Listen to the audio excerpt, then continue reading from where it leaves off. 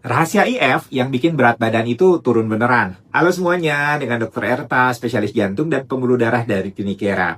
Banyak orang bilang, udah ikut intermittent fasting ya, atau IF, tapi berat badan kok nggak turun-turun. Nah ini seperti bilang udah diet, tapi tiap malam makan martabak setengah loyang.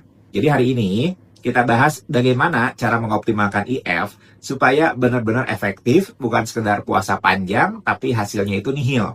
IF itu bukan mantra sakti, dia itu alat ya. Cara pakainya itu menentukan hasil akhirnya.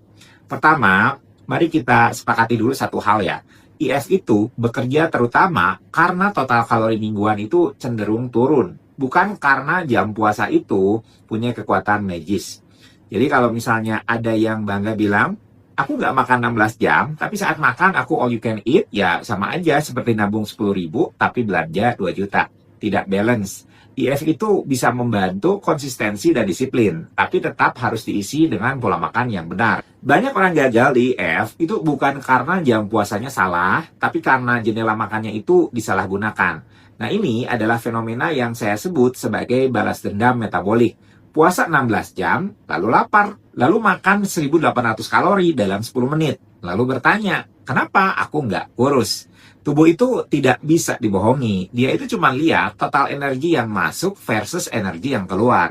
IF itu membuat permainan itu jadi sedikit lebih mudah, tapi masih perlu strategi. Sama seperti main Mobile Legends. Kalau cuma login tapi nggak farming, ya tetap aja kalah. Salah satu cara untuk mengoptimalkan IF adalah dengan memastikan bahwa protein itu cukup saat jendela makan.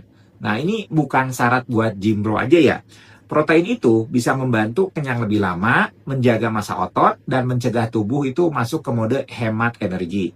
Otot itu mahal ya secara energi.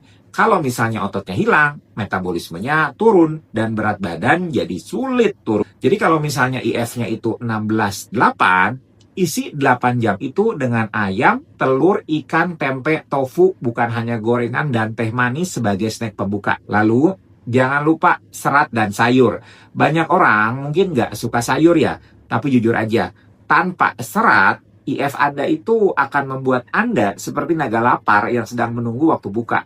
Serat itu memperlambat penyerapan glukosa, menjaga gula darah stabil, membuat kenyang lebih lama, dan bikin Anda tidak kalap. IF yang sukses itu bukan yang menyiksa, tapi yang membuat Anda tidak perlu mikirin makanan sepanjang hari. Dan itu cuma mungkin kalau isi piringnya itu benar.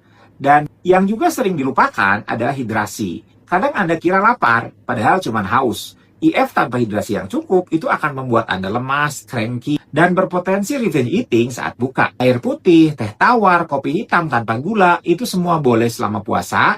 Tapi kalau kopinya itu berubah jadi kopi susu gula aren, itu bukan IF, itu dessert cair. Sekarang soal olahraga. Banyak orang bertanya, dok boleh nggak olahraga saat IF? Boleh banget. Bahkan gabungan IF dan latihan kekuatan itu seperti duet Rhoma Irama dan Elvi Sukaisi yang serasi.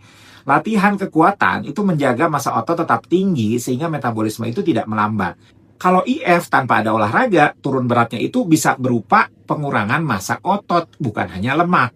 Hasilnya, berat badan mungkin turun, tapi badan looks-nya itu tetap sama, staminanya turun dan malah gampang lemas.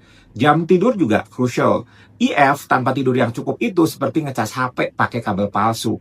Masuk sih, tapi lambat dan tidak maksimal. Kurang tidur itu mengacaukan hormon lapar atau grelin dan kenyang atau leptin. Akhirnya, Anda makin doyan ngemil, makin susah tahan godaan, dan jendela makan itu berubah jadi jendela segalanya boleh dimakan. Mau IF-nya sebaik apapun, kalau tidurnya cuma 4 jam, ya badan akan tetap ngambek. Yang berikutnya, sedikit teknis tapi penting, konsistensi jendela makan. Jangan hari ini 16-8, besok 14-10, lusa 24, minggu depan 12-12. Tubuh Anda itu perlu ritme. Ritme itu membantu hormon pencernaan, metabolisme, dan sinyal lapar kontrolnya itu lebih stabil. IF yang konsisten itu jauh lebih efektif daripada IF yang berubah-ubah. Sama seperti nyetir, kalau gas rem, bensinnya malah cepat habis dan mesinnya itu nggak nyaman. Masalah paling umum dari IF adalah ekspektasi yang berlebihan. Banyak orang berharap IF itu seperti cheat code, seminggu turun 3 kilo. Padahal yang turun cepat itu biasanya air, bukan lemak. Lemak itu keras kepala. Butuh kombinasi antara IF, makan seimbang, olahraga, dan tidur yang bagus. Barulah berat badan itu bisa turun stabil dan sehat. Kalau misalnya IF sendirian bisa bikin kurus, percayalah, dunia ini udah penuh orang yang kurus. Akhirnya, IF itu cuma salah satu alat, bukan kewajiban, bukan kultus, bukan ritual yang harus sempurna. Kalau cocok, ya gunakan. Kalau tidak cocok, banyak jalan yang lain. Jangan sampai IF itu bikin Anda stres, kehilangan energi, atau justru binge eating. IF yang sehat adalah IF yang membuat Anda merasa ringan, lebih terkontrol, dan lebih berenergi, bukan lebih sengsara. Nah, untuk menutup sesi ini, saya cuma mau bilang, berat badan itu bukan turun karena jam makan yang sempit, tapi karena pilihan Anda makin cermat. Kalau video ini membantu Anda memahami bagaimana cara memaksimalkan intermittent fasting tanpa tersesat oleh mitos FYP, jangan lupa ya di-share, biar makin banyak orang yang bisa kenal IF dengan cara yang benar, sehat, dan tidak menyiksa.